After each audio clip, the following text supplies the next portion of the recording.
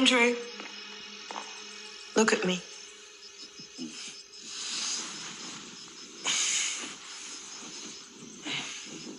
It's okay to admit you made a mistake. The important thing is that you learn from it. You should never have left that note for Justin, should you? I was hungry and Dad was gone. We would have come for you. We're a family, remember? And we're only as strong as our weakest link. Now, you understand why we need to stay away from the rest of the world. It does have its temptations, its distractions, but we need to stay strong and stay focused. Leah told me you like music.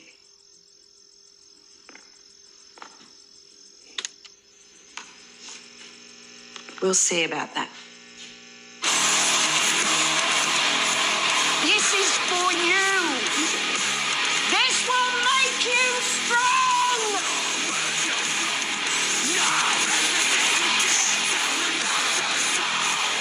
We are Si and Sophie. This is Coastal News, a home and away podcast, your weekly episode companion podcast for your favourite Aussie soap. What's occurring? So, how are you? You okay? Hello, I'm good, thank you. How are you doing? Oh, not too bad. Not too Good. bad.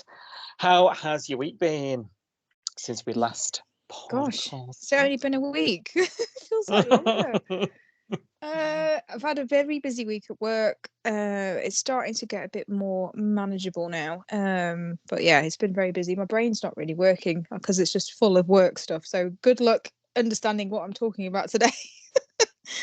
Sorry, yeah. like what you have to do with me most weeks, don't worry. Don't worry. Yeah, it'll be interesting. But how are you? How was your week been? Oh yeah, great. Thank you. Yeah. Yeah, like nothing to report. I'm No. going away again. So like I know you and are. I have. I'm so sorry. So you and I have been cramming, shall we say, around a very, very busy. We'll let listeners in on this, right? Like middle of the week, we both have desk jobs, like Yeah. day jobs, and we were grabbing like office time, like midweek to do some stuff for the podcast. I mean, it's been an insane week, It has. you know. Yeah. And you've got a tough time of it at work, so thank you. But yeah, no, it's been a bizarre one, even though it's not been a bad week. Am I articulating myself very well? It's already started, hasn't it?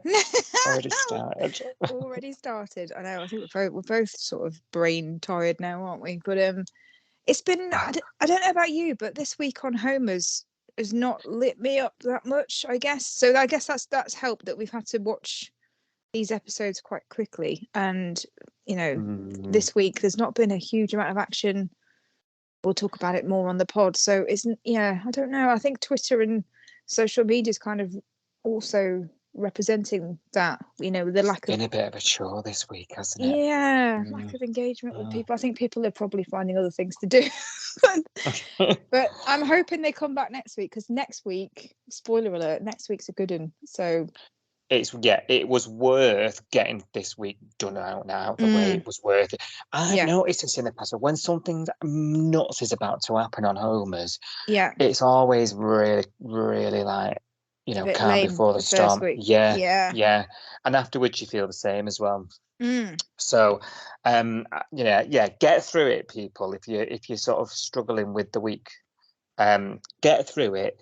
Join us for the next hour or so, because we'll just have a bit of a giggle, and then trust me, next week it is kicking off, isn't it? Yeah. And obviously we'll be here to go through it all with you. Right, Sophie, do you want your headlines? I do. Do. Andrew's blight weighs heavy on Cash's mind this week. Maz gets a shock warning message right through the window. Kate, wife of the late Jamie, rejects Xander's very kind offer. And Lyric enlists the help of a violinist. My notes have corrected to violinista. So that's why I said that's strange. Violinista. I like that. Lyric enlists the help of a violinist to boost their battles of the band fortunes. Please take the time to like, subscribe, and review Coastal News wherever you source your podcasts and ensure you never miss an episode. Right. Beginning of the week, probably the best ep of the week, I would actually say. Before things took a bit of a nosedive. We're at the compound, if you'll remember. And Esther, she's telling Andrew, well, I'm calling her Esther, she's Margot. Margot Defoe. Let's just, Margot Defoe. Let's just, if I say Esther, you know what I mean, don't you? We'll intertwine the two names because I keep saying Esther. She's telling Andrew that he can be forgiven for what he's done. You know, speaking to outsiders, spending time with those people in the bay. And, he needs to understand why they stay away from the rest of the world. He's got to stay strong, and away from the world's distractions. And I thought was quite controlling. To be expected, we're talking about a cult leader here, She's re-kidnapped him and she's given him a bit of a what for, a bit of a telling off. Leah told me you like music, she says. Puts him in the room of rock. Looks awesome to me. Did you see me tweet? I did. I'm moving in. If that's it, this will make you strong. Yeah, I'm the strongest one in the cult now. Oh dear. And obviously she was that's I mean, we're not just obviously the whole thing has its mental tolls, but that's deliberate mental abuse, isn't it? He's not really necessarily being battered about. He looks physically okay, but he's enduring this, isn't he? And it's a little unsure at this sort of early stage whether we've learned that he did recognise her, Margot, when she came to pick him up, but didn't say anything during a conversation as Cash and Justin are now on Cash is off the case, but they're on it off the radar, They're after Vita Nova and there's conversations because they go up there, don't they? They go up there, greeted by the crossbows at the gates, but they're let in. I keep calling him Crossbow Baldy. I'm like, it's Crossbow Baldy. He looks very intense. I mean, he gets it out, points it at him, and then just lets him in anyway. I know. Well, they've got these walkie-talkies, haven't they? And they're talking to, fake Esther and saying, "Oh, they're at the gate," And she's going, "Let him in, let him in." I'm not too impressed with this compound, these facilities. I'm thinking it's a bit, I know. There's not there, is there? I don't know. I don't really understand what their plan is or how they think the world's going to end. Like, we've not really been told. I'd like to know more about what it is they believe and what it is they think they're prepping for and how they think they're going to survive the end of the world and all this stuff. So we've not really seen any of that. But like you say, at the moment, their plan is just to live in these like trailers on this land. And it's like, how are you going to survive and the rest of us aren't? I don't see it. Do you? No. There was a brief sort of passing comment about nuclear end to the world. I'm thinking, still... Yeah, but they're not. That's not going to save you. It's not like an underground shelter. It's all that we've seen anyway. Like, we've only seen, on top of the surface, like trailers and units and things. Assuming they're full of, I don't know, cans of beans and stuff for if there's end of the world and they survive. But I don't really understand how they think they're going to survive it by just living there. I don't get that bit. No, I don't. It doesn't, like you say, unless there's something underground we haven't seen. But they're going to be frazzled either way. Yeah.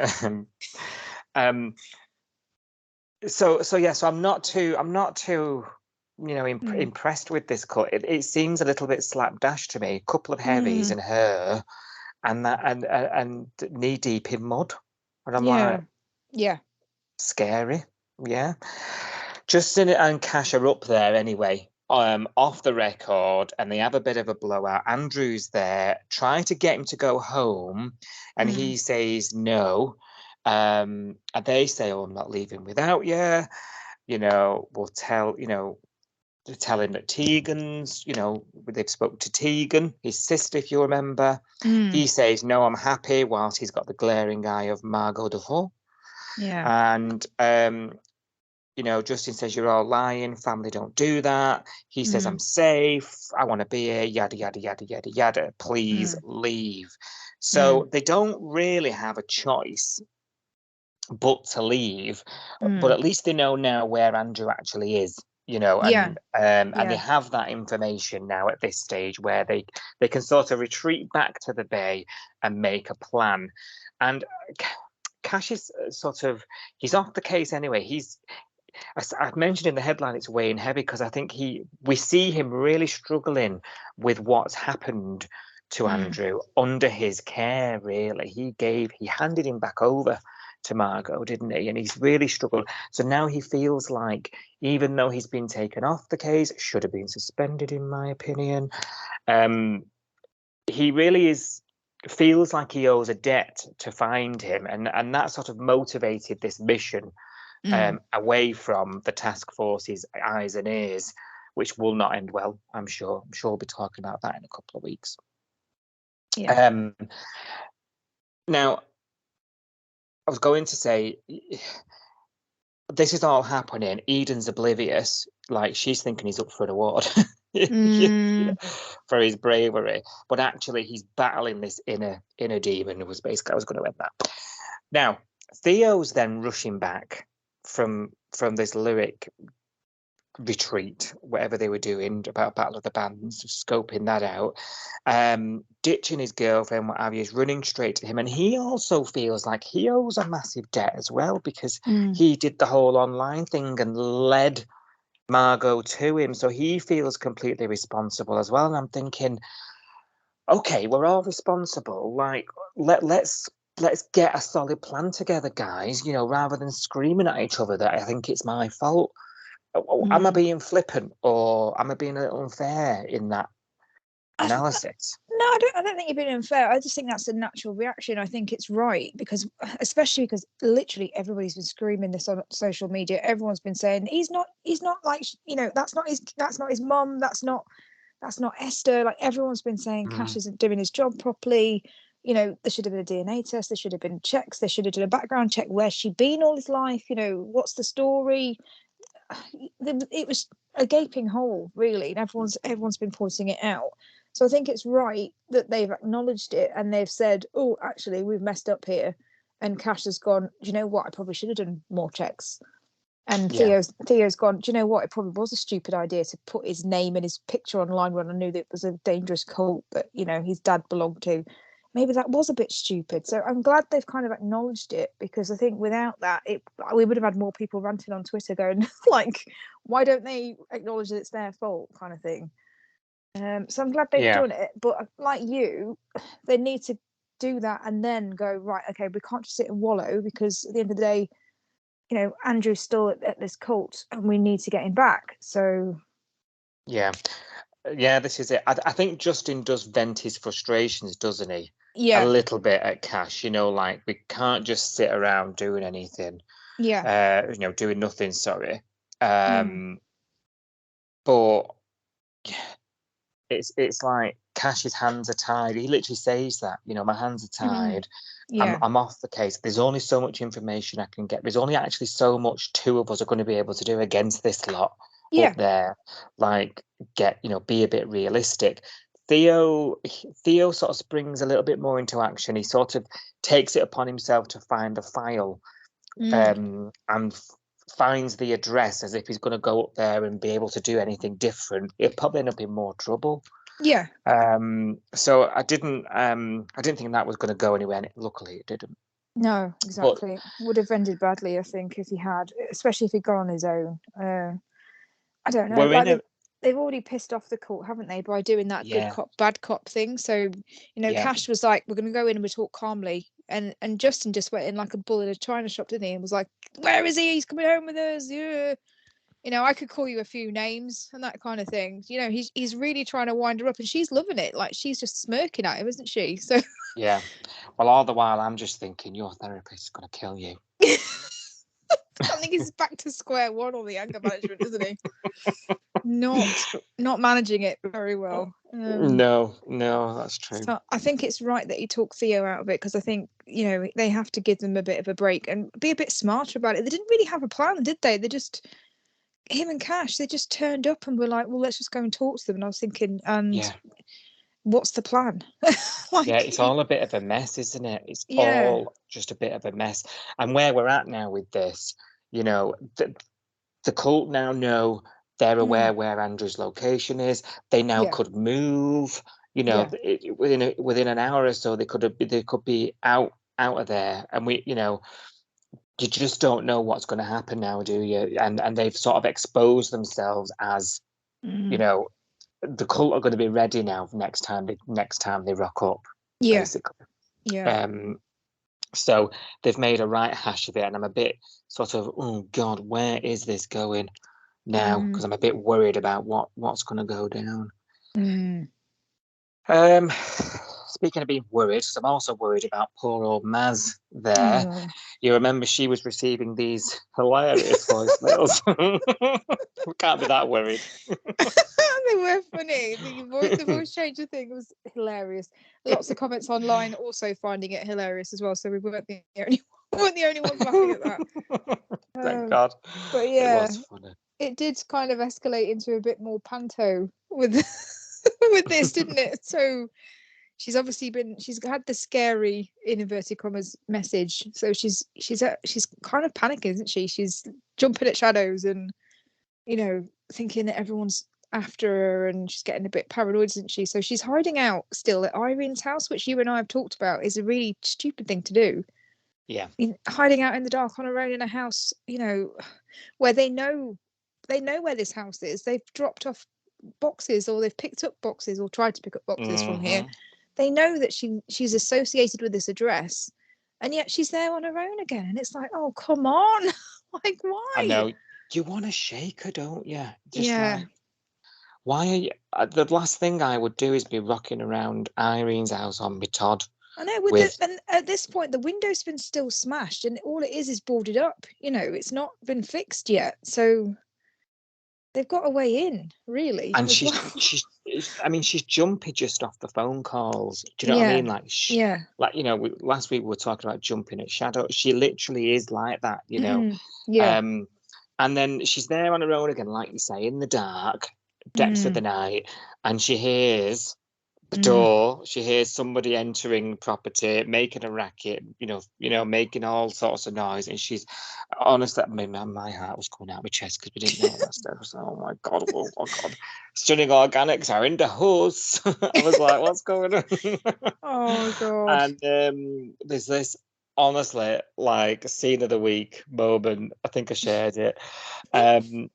She picks up a frying pan, goes to the living room, whacks the light on her, screaming as if she's going to go into attack, and it's blooming Irene. She's back, trying to get into her own house. Irene just bloody shit herself, I think. Yeah. What are you doing, Del? She redecorated, bless her. And obviously this was the moment I've been asking this for weeks, she's like, someone tell me what the flipping heck's going on. She's come over to all these boxes, there's a window through, Marilyn's jumping around corners with frying pans, and she's thinking, what on earth have I come back to? And it's all been happening under her house. Now she took it rather well, I thought, She took it really well. I mean, not long after she came home, Rue came round, didn't she, looking for Marilyn? And Rue's trying to basically frog march Marilyn back to Summer Bay House to protect her. And I was thinking, well, what about Irene at this point? Because I was like, Irene's just come home, and now you're going to take Marilyn back to Summer Bay House to protect her. But Irene's going to be home alone on her own, not knowing what the hell's going on. So yeah, it was a bit like, oh God, you can't just, you've got to You've got to come up with a plan, ladies. Like, this is not. Yeah. And then there's this backdrop, isn't there, as well, of like the will I, won't I do the interview? Yes. You know, to the press, because this is escalating, and they're threatening me not to do it. You know, threatening messages tied to bricks and phone calls and stuff to try and scare me off doing it. And then she has this sort of battle. Then Maz, she's like, you know, am I letting everybody down if I don't do it? You know, I'm the voice of these poor people who have been scammed by this company. Irene and Rue don't think it's worth it when they're talking, do they? You know, they think. Did you notice this scene actually made me laugh, because at first Marilyn's saying, "Oh, you know, I need to carry on for the victims, and you know, I don't want to let them down." And Rue said to her, "You need to do what you want to do. Forget everybody else. Think about what you want to do." And she went, "Oh, okay. I'll think about it." And then later on, Marilyn's like, "Right, I'm gonna do some more interviews," and then they're like, "No, like, don't do that." Like, so the first of all they say, "Do what you want, Marilyn," and then when she makes the wrong decision, they're like, "No, it's too dangerous. You know, no, you're not doing it. You know, don't care if you feel guilty. Just keep yourself safe." Perhaps so I was they like, never thought she'd think. Perhaps they never thought she'd say that. No, I didn't think they did. I just thought it was funny because literally one scene ago she was saying, "Do what you want, Marilyn." I thought, oh, finally, Rue, you're being a friend and saying, you know, I'll support you and whatever. And then as soon as Marilyn made a decision, Rue was like, "No, that's the wrong decision, love. Like, don't do that." I just thought it was hilarious. Another Yui from Irene. So escalating is what we're doing. These interviews as well, they're only gonna poke the bear, aren't they? Negative press. What are we thinking? It's just gonna get worse, isn't it? So it's got to. When's this gonna end? I don't know. I mean, she literally gave the journalist everything, didn't she? She played the voicemail. She showed her the note on the brick saying like no more interviews, even though she sat doing one. So I did have to roll my eyes at that a bit though, because this brick has been taken. This note with this brick has been taken all around the bay, not taken to the police station at this point at all. So fingerprints of everybody all over it, all the evidence is gone, and Irene's had her window fixed already before Marilyn's even gone to Cash about it. So I was like, you've literally tidied away all the evidence and everything else, tying, you know, this back to whoever did it. So I don't see the investigation going very well, because they're ruining the crime scene, really. So I don't know. It's got to kick off, I think. Perhaps, it has, and perhaps part of them is sort of accepting this retaliation because she's speaking out. Like, she's got to suffer a bit because she's speaking out against the big bad bullies. You know, maybe maybe that bit, like you say, that sort of behaviour of just covering it up and cracking on is because they're sort of, you know, resided themselves to getting a bit of backlash. Yeah. But yes, it's not the end, I fear. Seems like it's gone on forever, this, doesn't it? It's been ages. Like, when you think about that first week where she decided to do this because Jet was getting married, she needed that cash. That was absolutely ages ago. And really, she only had one day of selling the stuff. That's true. I think it was 1 or 2 days in the diner, and then Rue had that reaction, and ever since then it's just been this, isn't it? Yeah, way more hassle than it was worth. Practice makes improvement for Xander in the surf there, doesn't it? And he's looking good these days. He's overcoming his inner demons, his struggles. Is Xander, isn't he? And he's enjoying a surf now, getting good at it. And he's had his final payout now. It's all final. He's had that money from the job, and I'm not sure whether you'd have a payout from, mind you, is it a victim support type payout? Because he resigned, wasn't it? It's just his last check, wasn't it? I think it was. That's how I've read it. I think because they use the word payout, I was thinking it was some sort of compensation settlement. Oh, maybe. Because they did get, you know, hospitalised on the job, I guess. Bashed. Yeah. Ambo bashed. Yeah, so I don't know whether it was that or whether it was just, like you say, his last wage. Now, next thing we know, you know, because that's all, like, I've had my last pay, I'm moving on up, moving on up. Yeah, but Mac's like, what are you going to do with the money, love? Come on. What are you doing with it? Burning a hole in your pocket? Yeah, but he doesn't say, does he? He doesn't say. And he's just merrily going about his new shift. And then in walks this lady, Kate, as we later find out, she's looking for him. 2 and 2 together, not hard to make 4 here. This is Jamie, the late Jamie's wife, and he has slipped her a check. I mean, he's very old school. He slipped a check under a door. And she says, I don't want it. I don't want the money. You know, what's this all about? Yeah. Legitimate question, I say. She's really not happy to start with, is she? She's quite frosty. I thought she was quite frosty with him. Like, I think she said something like, how are you? And he said, oh, yeah, you know, I'm all right. I'm doing okay. And she went, oh, good for you. And I thought, oh, here we go. Like, she's already not very happy. And then it was like, I don't want your money thing. And she's obviously she's grieving and she's hurting and everything else, but she's quite blunt with him. And I kind of felt a bit, because we know Xander can be a little fragile, a little sensitive. And she was saying things like, I don't want your money. All I want is my husband.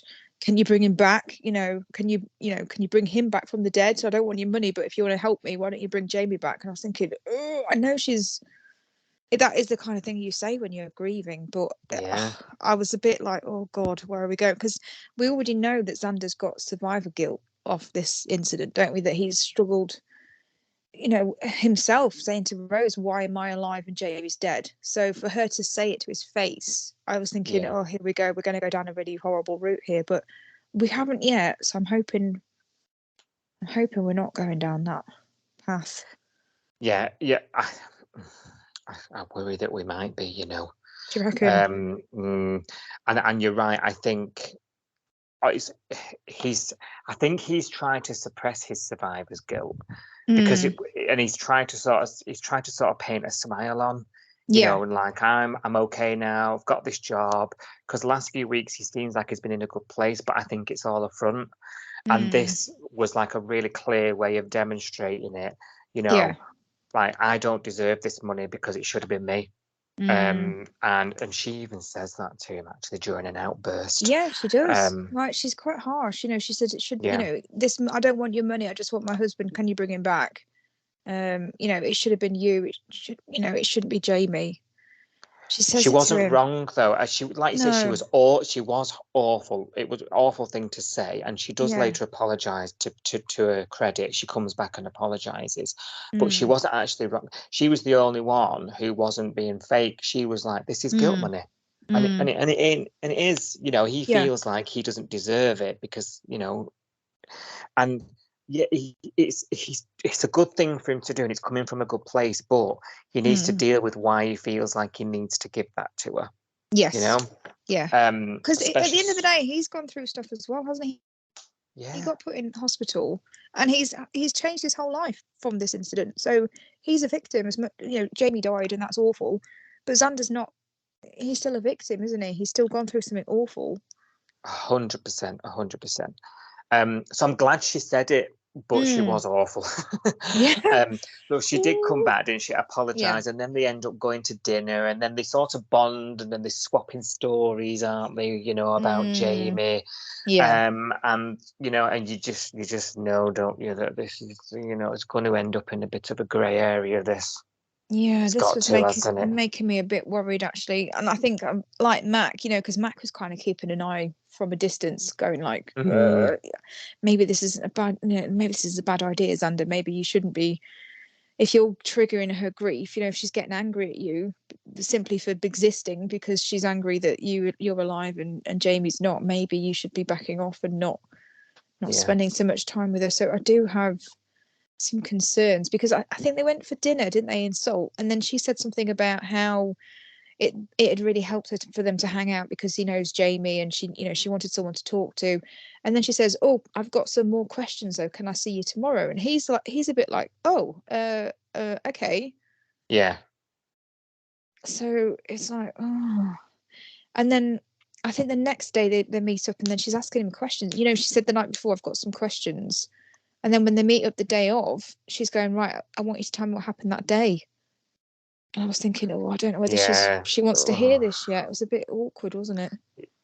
It was. Did you see the look on Xander's face when she asked that? It was like, yeah. And he didn't tell her about the actual event, what happened. He just kind of said, oh, well, Jamie spent the whole day talking about you and your birthday. Yeah. Yeah. And obviously that yeah. upset her, because what do you say? Like, oh, we got attacked and then they whacked him, and you don't. Does she really want to hear that detail? I don't think she does.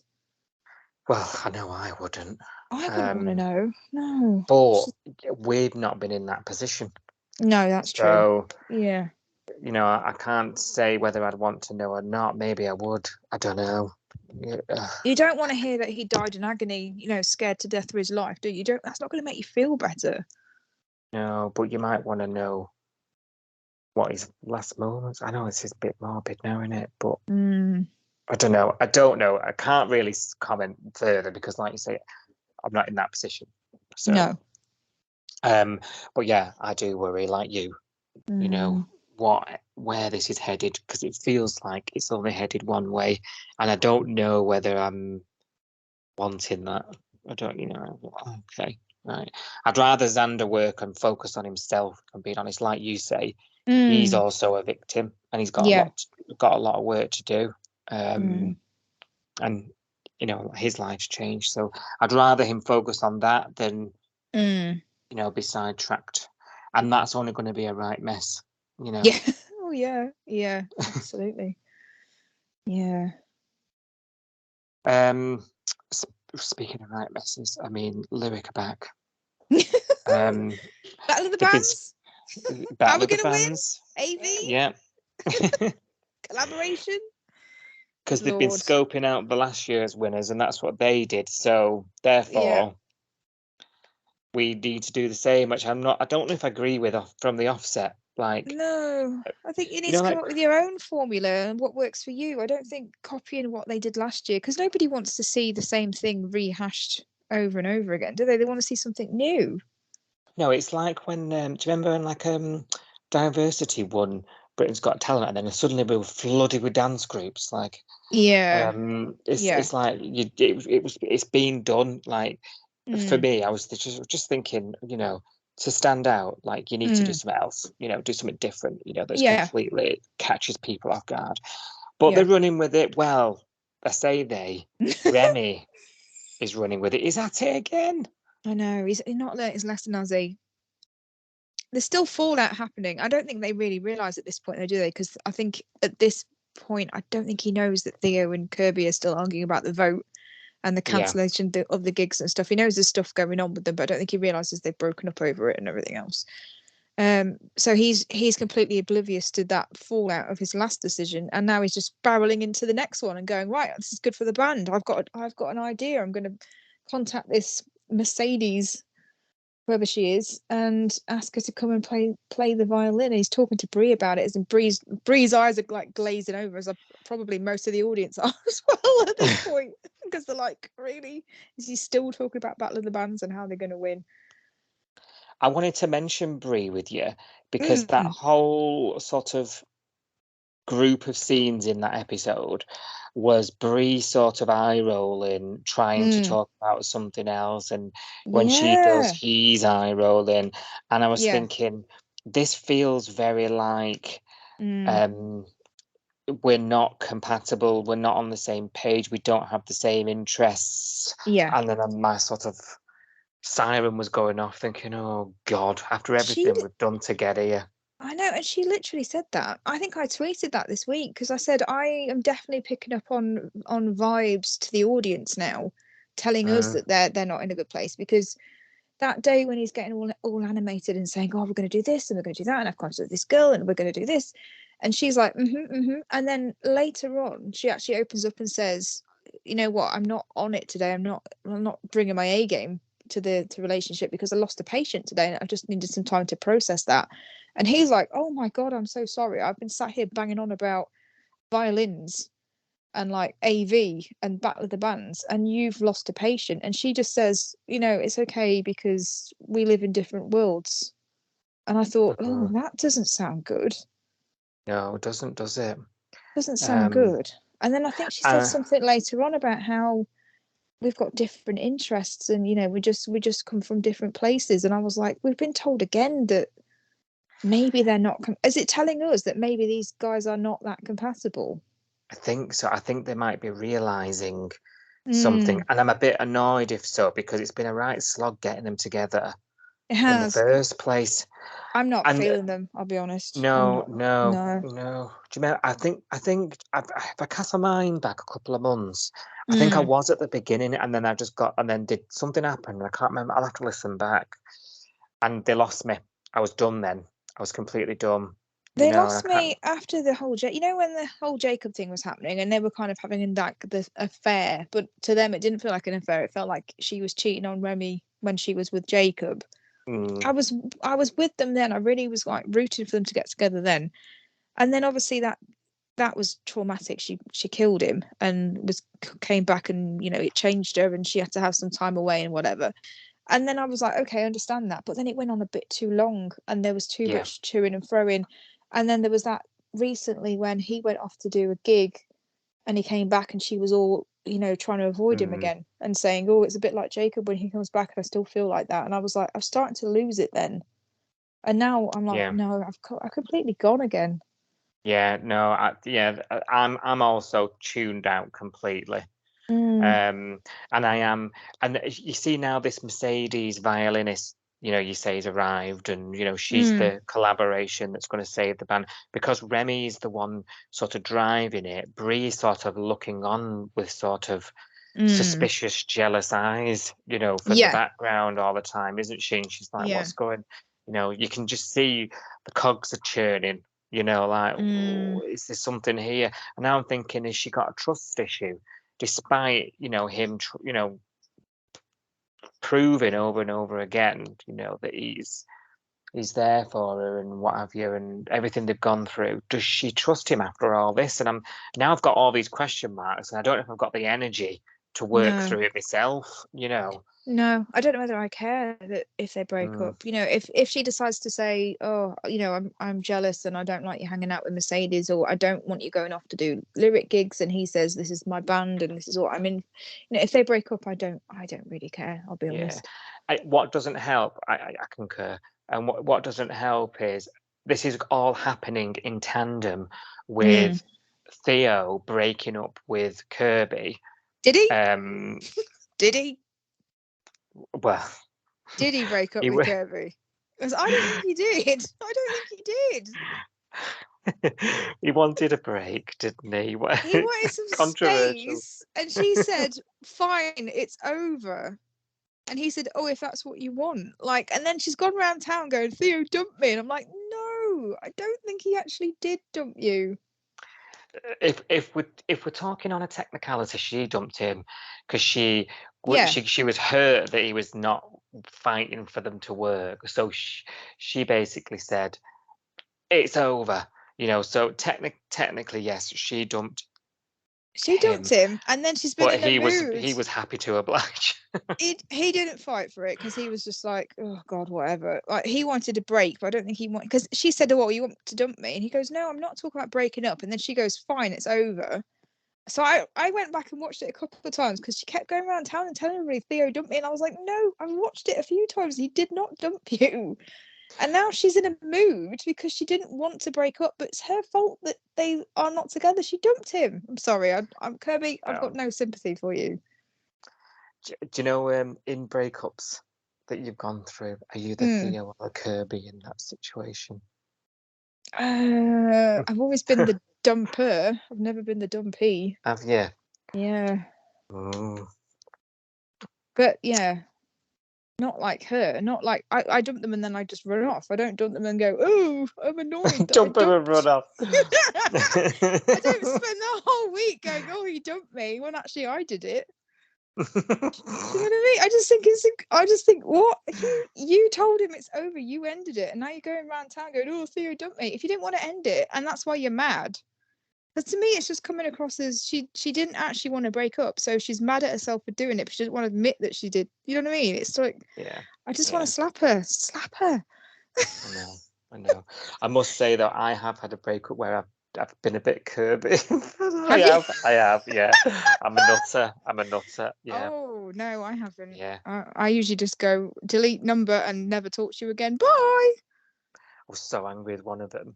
Really? Very quick story time. And I made and he had some like things of mine You know, like in a bag, like you need to come and pick up your digital box. You know, like stupid shit that you're happy to just do that. So I took my friend on the bus, and it was like, meet you at Oldham bus station. It's like, right. So he gets off the bus, and I was like, I am not talking to him. I was like spitting venom. Oh no! Sort of saw the bag. Yeah. Sort of perched next to the chair where they were sat, and then just sort of walked at pace, scooped to the bag, and didn't stop. I love it. Carried on and just left my friend to deal with it. That's what friends are for, though, isn't it? So absolutely. that's absolutely fine. I think that's fine. So I think we've all got a bit of Kirby in us. Yeah. Right. So this girl, she's making a lot of problems. The band Eden's really not happy when she finds out she's in town. And this is what makes Brie's paranoia even worse, isn't it? You know, we're just talking about Brie, and you know, this Mercedes keeps getting mentioned, and Remy keeps saying how great she is, and she's thinking, oh, who's this woman? But when Eden and Kirby have this reaction to Mercedes, and they genuinely don't like her, and they make it really clear they don't. So Brie's paranoia at that point is getting really bad, because I think she's thinking it's a romantic thing. I mean, we don't actually know at this point, do we, why Eden dislikes Mercedes so much. She keeps like doing these little digs, like, remember what she did last time, and I don't trust her, she's a snake, she's conniving, she's not professional. But why? And I'm not seeing it as a relationship thing. I'm seeing it as a band thing or a music thing. But I think I didn't really know how to see it as. I was like, just blooming spit it out, girl. I know. I don't think it's anything to do with like Remy and Mercedes as a couple. But I think that's what Brie's thinking, because Eden said to her, you can't trust her. And if you say that to someone's girlfriend, you can't trust her, you're going to think, why? Like, is my boyfriend gonna go off with her? Yeah. Yeah, you're right. I think that was a bit harsh of Eden to say that, and then not to explain what actually she meant, because it's just going to make Brie really paranoid. Yeah, it is. And you can sort of side with Brie on that, to be honest with you, because your mind will be running away with you by that point. Yeah. I mean, did you see tonight's? And they had like that rehearsal. They finally got Kirby to go to rehearsal. And after she'd been hitting the cocktails. My life is more important than the band. My life is more important than the band. I'm sorry, that made me cringe. My toes are curling. More important than the band. Oh dear, sorry. I had to like bite a pillow like while that was happening. Well, it kicks off, doesn't it, at this rehearsal? And it's mainly because Theo and like Kirby like just snap, and they're in this very raw moment of a breakup. But then it obviously Eden and even I keep wanting to call her Sylvia. Sylvia? It's Mercedes de Silva. She doesn't strike me as a Sylvia. Do you know what? There's a Mercedes and there's a Silver characters in Hollyoaks that were a couple, and I'm like, oh, is there? Yeah, and now we've got Mercedes de Silva. Silver's dead in Hollyoaks now, but Silver was with Mercedes for a while. So now I'm like, this just feels a little bit Mercedes de Silva. Are we gonna have like really? Yeah. Crossover. Yeah. It feels a bit strange. With the all kick off anyway, and she tries to go, doesn't she? But Remy seems to have this. She seems to have this sort of way with her. He can talk around. So I'm flip flopping here. I don't know if Brie's got something to worry about. You know. I don't know. Thinking about Remy's past and. Yeah, I guess so. I mean, he does eventually tell her. It's not. They've never. I think she says to him, "Have you ever hooked up?" He goes, "No, we're just friends." It's just what someone who'd hooked up would say.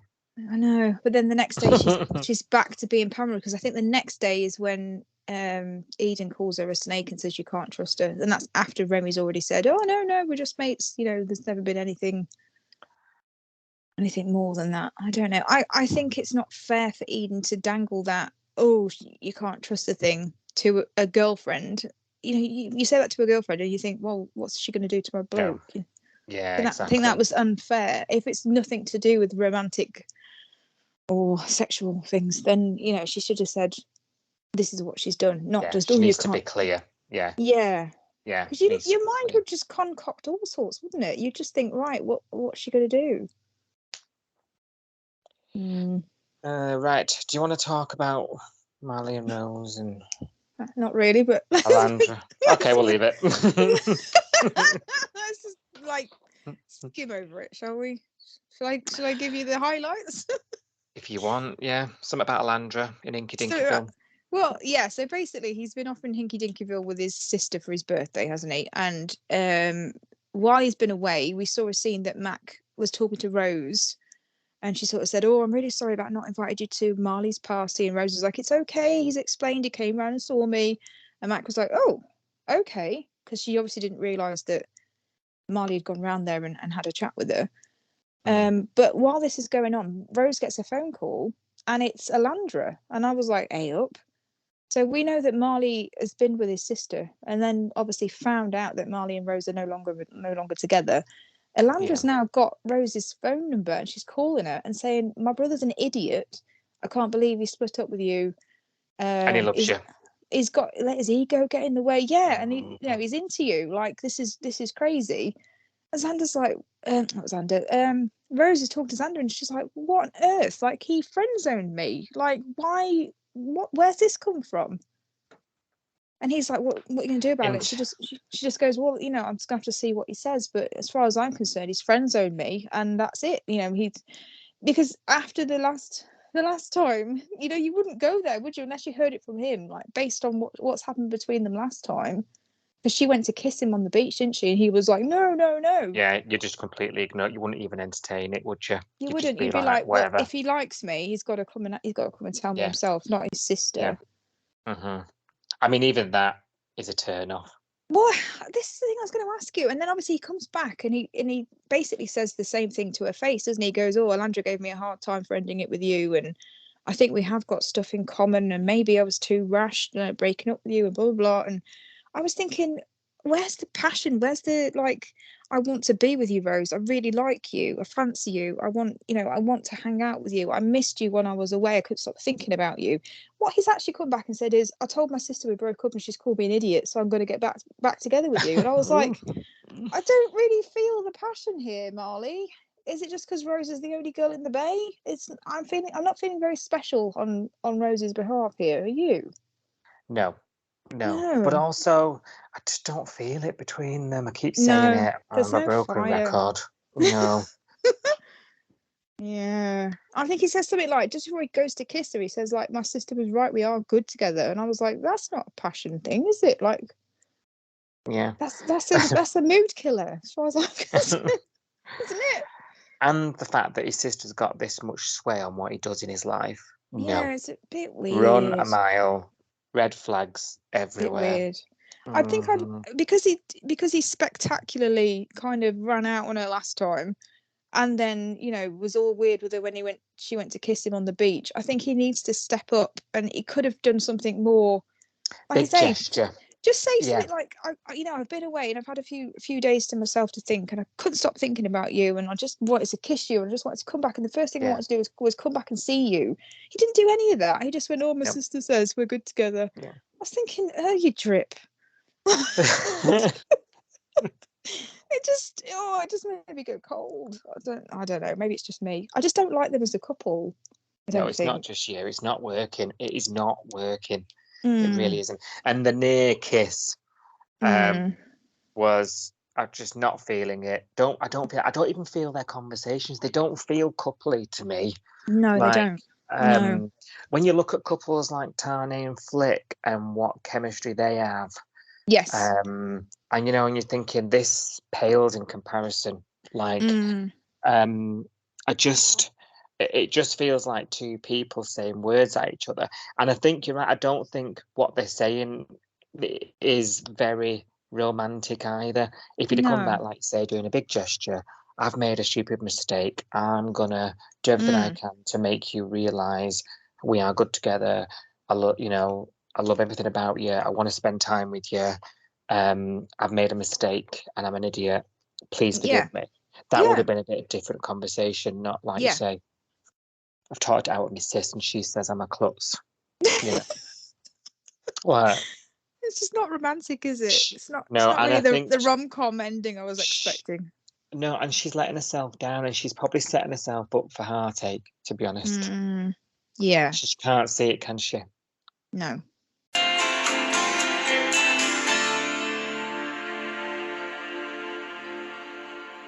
Okay, who's ready for another round of your Say on the Bay?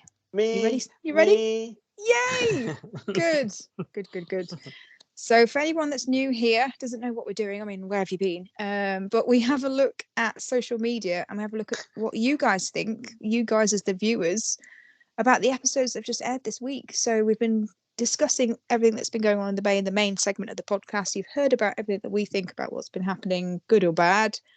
But let's read out some comments from you guys. So, you ready? Yes. Yep. So last week we talked a lot about Andrew. We talked about the cock up with passing him back to his not real mum, and the cult in general. So we talked a lot about Andrew last week. So I'm not going to spend a huge amount of time on him this week. But there have been a few comments on social media because obviously this week we found out that ain't his mum. That ain't his mum. He ain't my mother. He ain't my mother.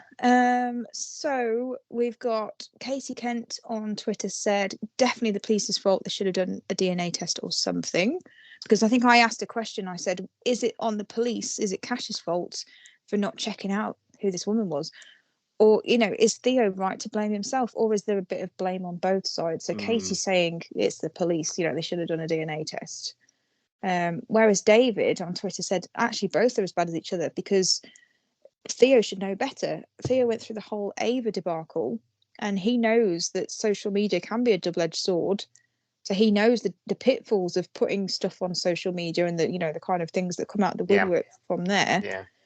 And then he also says, David says, as for Cash, I wouldn't even leave him in charge of the coffee cart. So wouldn't even let him make a flat white to go. So never mind the investigation looking for this boy, this boy's parent, this boy's mother. So a lot of people are blaming everybody on all sides, really. Oh dear, that's David's written some really funny stuff this week actually on Twitter. So not just like I wouldn't trust him with a coffee cup, but he also said he thinks Cash should have been suspended. And then the line I agree.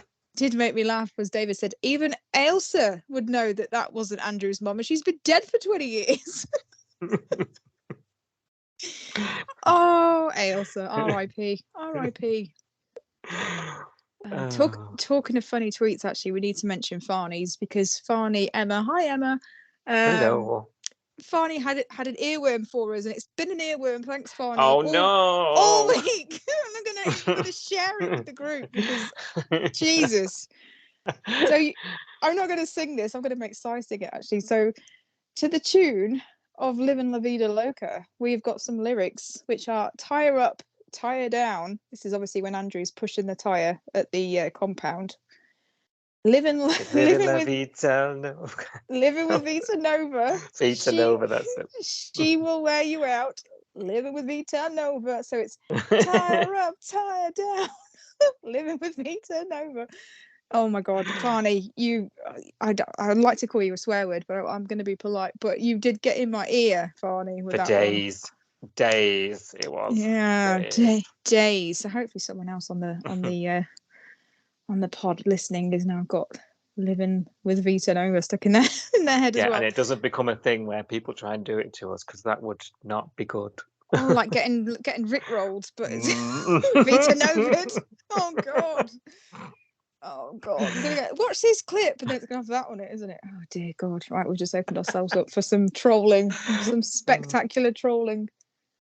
Oh yeah, I had to read that out because thank you, Farney. Now I'm sharing the earworm love. What about Maz? Maz and Stunning Organics. Now, there's been a lot of people enjoying this storyline. A lot of people were amused, especially this week, by the frying pan scene, including Sheila on Facebook. So I'm not making this up. It sounds like I'm making up these names because I'm saying Sheila. There's a real Sheila. There's a real Sheila on Facebook who said that scene was so funny, and lots of people were agreeing and saying, yeah, it was. But there's actually quite a lot of people not enjoying this Marilyn storyline. So I'll read you some comments out. I know.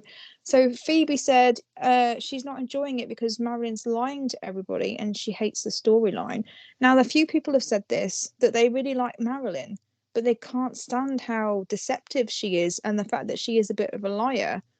That's an interesting angle, actually, because the deception side of what's going on isn't really it's out of character, isn't it? So it's interesting that well, she's been lying a lot of the time, hasn't she? So she was lying when she said originally that she sent the boxes back and it was all fine and she stashed them at Irene's house, and then she got caught out in that lie.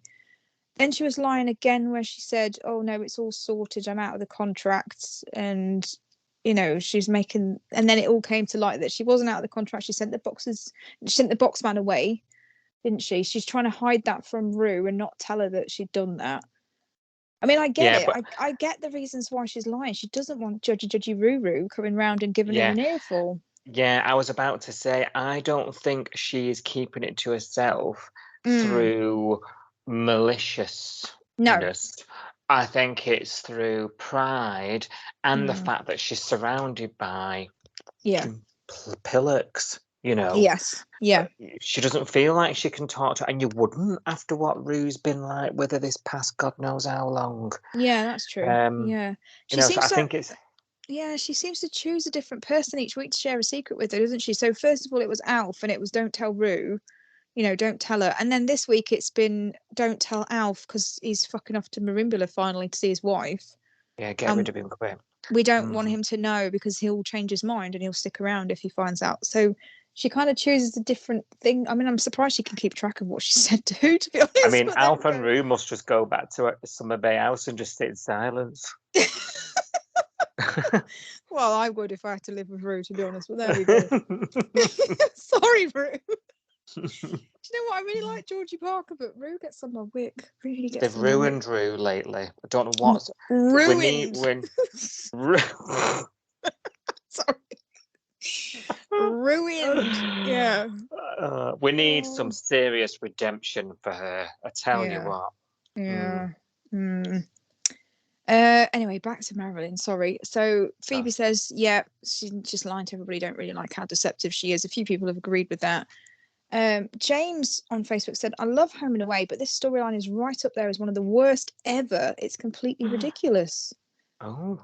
Worst ever. I'm not sure I agree with that. I'll be honest, the Stunning Organic storyline so far it's not been that. Oh, he's not talking about Rose and Marley's relationship. Ah. Believe it or not, no. Believe it or not, this is about Stunning Organic still. Really? Yeah, I don't know.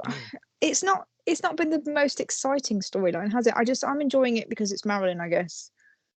As I like her and like having her on screen, but not everybody is. I don't think I don't think I'd have been so engaged with it. It needed to be Marilyn. Yes.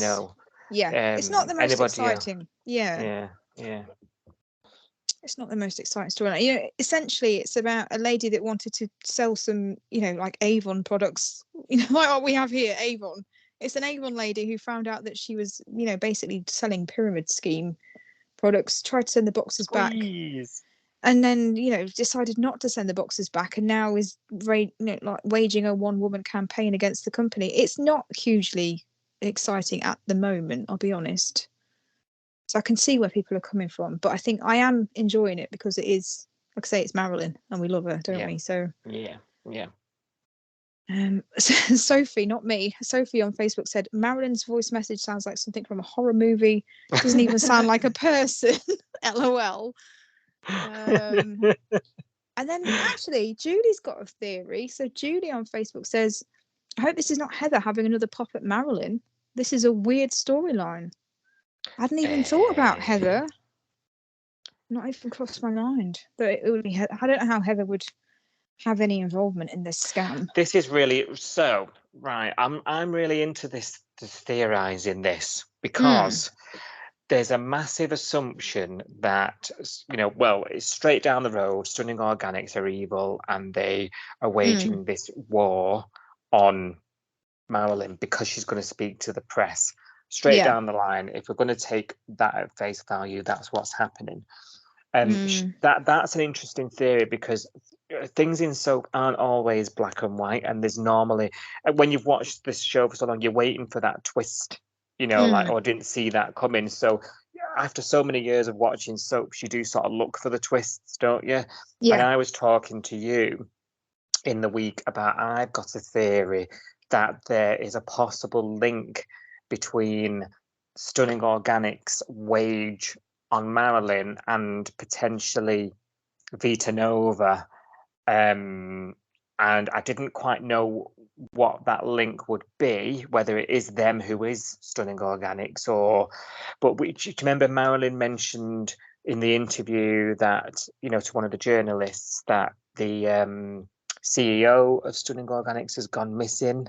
And we know that Andrew's mum is missing. I'm clutching, but I'm thinking, you know, and you're just thinking. Well, we know that Andrew's dad is dead, so was he the CEO? Maybe well, you know what I mean. I'm thinking, is there a link? I don't think so. I don't know. Yeah. I mean, I think that'd be really clever. It'd be really clever if they managed to intertwine the stories somehow, and I'd be up for it. I just don't think Home and Away do that. I think it will be two separate block storytelling. Separate blocks. Yeah, I think you're right, but it would be good, wouldn't it?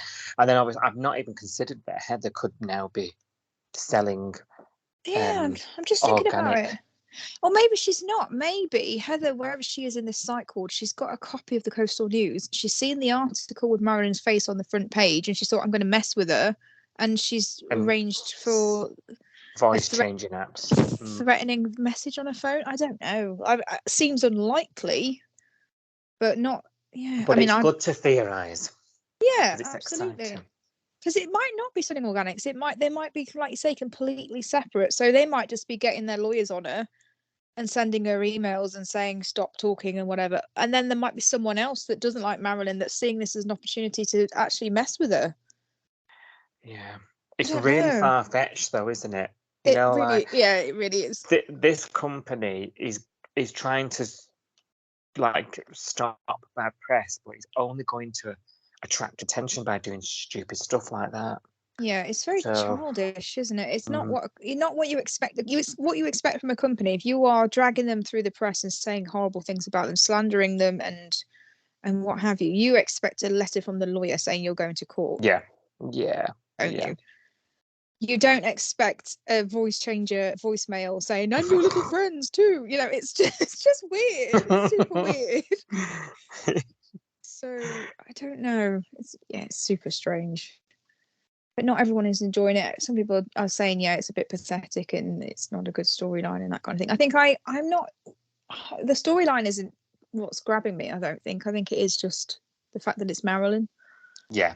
So maybe some people are in the same boat. I don't know. Tell us what you think, guys. Tell us what you think of the storyline and whether if it was someone else you'd be as interested or maybe more interested if it was someone else. I don't know.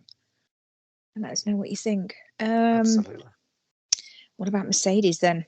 Because she's just literally rocked up into town, hasn't she? So we might as well. We've not had a huge amount of comments. Obviously, we're not seeing a huge amount of her yet. We don't know what the secret is that Eden's got a problem with her. But people have got theories. So Michelle on Twitter said, I think Theo's going to totally hook up with this new girl. Because it is a bit strange that she's arrived just as Kirby and Theo have decided to have a break. That's have this new girl's turned up and driving a wedge in the band, and Theo actually seems quite interested in her. I don't know whether it's a romantic thing or whether he's just genuinely impressed by her talent, because he's saying things like, "Oh, you're amazing, you're such a good violinist," and like he's sort of telling other people, isn't he, that she's really good. Yeah. And I don't know whether that's something to notice, whether we're supposed to notice that. I don't know. Julie on Twitter said Trouble just arrived on a motorbike. That Didn't T-word's just yeah, that T-word's cropping up all over Facebook as well. So Stephen says, I see trouble brewing. The doctor is feeling threatened by it, and Theo's eyes are out on stalks. This will give Bree something more to gurn about, says Lorraine on Facebook. Not a fan of Bree, I'm guessing. Mark's got an interesting theory. Oh, you go. I was going to say, the leather jacket, the motorbike, nice little pretty girls don't ride it on a motorbike with, I think that's the stereotype, isn't it? Does she look like a rock chick to you? I don't normally comment on people's appearance and wardrobe and that kind of thing. So I try not to go down I'm to just that saying, level. she's coming in like badass, like I drive a bike. Yeah. Do you ride a bike or you drive it? You ride a bike. Ride it. Yeah. You drive a car, you ride a bike. I don't know. I'm not feeling it. I think she's trouble because of this situation that she's rocking up into. The fact that Remy hasn't told anybody she's on her way.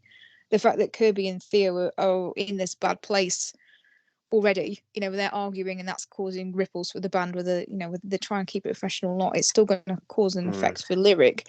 I think she's trouble coming into the situation, the mess that they're in at the moment. I think that's trouble. But I don't see her as trouble. I do. Do you? I think she's got an attitude, and like when she was like, "Oh, have you dropped a gig for this?" I'd drop anything for Remy, because it was Remy that called or something like that. I think she's stirring the pot, because I think she's one to watch. I think she's got that kind of personality. Yeah, I don't see her as a threat, but maybe that's just me. Might just be me. Fair enough. Mark on Facebook has a wild theory. I'm not sure whether Mark just saw a picture of Mercedes and hadn't actually watched any of the episodes yet, because this is wild. Because he says, I think she's Remy's sister or secret wife. Oh. I was like, where's he got that from? Because you've literally been told who she is several times this week. She's a violinist. She went to boarding school with Remy. She's known him for ages. Like, I don't... Secret wife. Secret wife. Someone said that they thought that she was going to end up being Alf's grandkid on Facebook. Facebook has got some theories. What? Some wild theory. Yeah, they're like, oh, is she another one of Alf's grandkids turned up out of the blue? I was like, no, we've been told who she is. Bizarre. Caroline's got a foreboding message for Bree and Remy. She said, it's not going to last between you two. Bree is too needy and Remy is just in love with love. Do you know what? Absolutely. Yeah. Give that a retweet. It's Facebook, but yes. Okay. Right. Love it on Facebook. And then there's quite a few people saying Kirby's being a pain in the arse. So Ruth Burden, for goodness sake, sort Kirby out. She's a real pain. Sev on Twitter says Kirby's been irrational for a while. Maybe she's pregnant. Hadn't crossed my mind that she might be with Lyric Baby. I don't think so. A little bit of a wild. but wild one. And a little sexist, but yeah. It is a little bit, because it's like, oh, hormones. But it's a soap. It's that's a soapy kind of storyline. Yeah. So it's possible. And then just to talk about Marley, because we've been talking about Marley and Rose on the pod. So we asked a question on Twitter about what do other people actually think of him, because we've sort of flip-flop with Marley. Some weeks we like him, the weeks when he's hanging out with Mac, we like him, or with John. When he's hanging out with Rose, neither of us are that keen on him. And David on Twitter said, honestly, I find Marley rather forgettable. I do not really miss him when he's not around, unlike Mac or any of the other veterans that are on Home and Away. And I think that's... You can't really argue with that, can you? Because, sort of what everyone's sort of saying. And a lot of people on Facebook saying the same thing, that he's just a bit meh. I think he's one of those. We're going to have to give him time, I think. Yeah. We've been here before, haven't we? I don't think it helps that this Rose coupling is being forced, because it's not working. That's true. In my opinion. Yeah. That's true. And then I've got one last comment for Your Say on the Bay, and it's from Pauline. It's Pauline's Say on the Bay. I'm going to give Pauline her own segment. Pauline's been absent. Oh, no. So Pauline's been absent from Your Say on the Bay for a couple of weeks, but she's back. And it's not a particularly Pauline comment. I just really liked it because I like the way that she words things. I think Pauline's great. So Pauline says, I'm really concerned that they're all so miserable at the moment. It's not really real. And they're all guilty of making the wrong calls. It seems to me the only person who even comes close to fixing anything is the lovely man in his June buggy that looks after his ex-wife's interests. I assume she means John. Yeah, it will be one. And then she's got ... She, I think Marilyn, needed to have stayed put and not be out there by herself. So I just love the way that Pauline writes her comments. The lovely man in his June buggy looking after his ex-wife's interests. Bless. I love that. So yeah, Pauline, I feel you. Nicely put. Yeah. I love that. So thank you, everybody. Thank you for all your contributions to Your Say on the Bay. And let us know, if there's any more discussions about any of the stuff that we talked about. Let us know what you think. Thank you for listening. We will be back with more episode discussion from Summer Bay soon. Until then, join the discussion online at Coastal News Pod.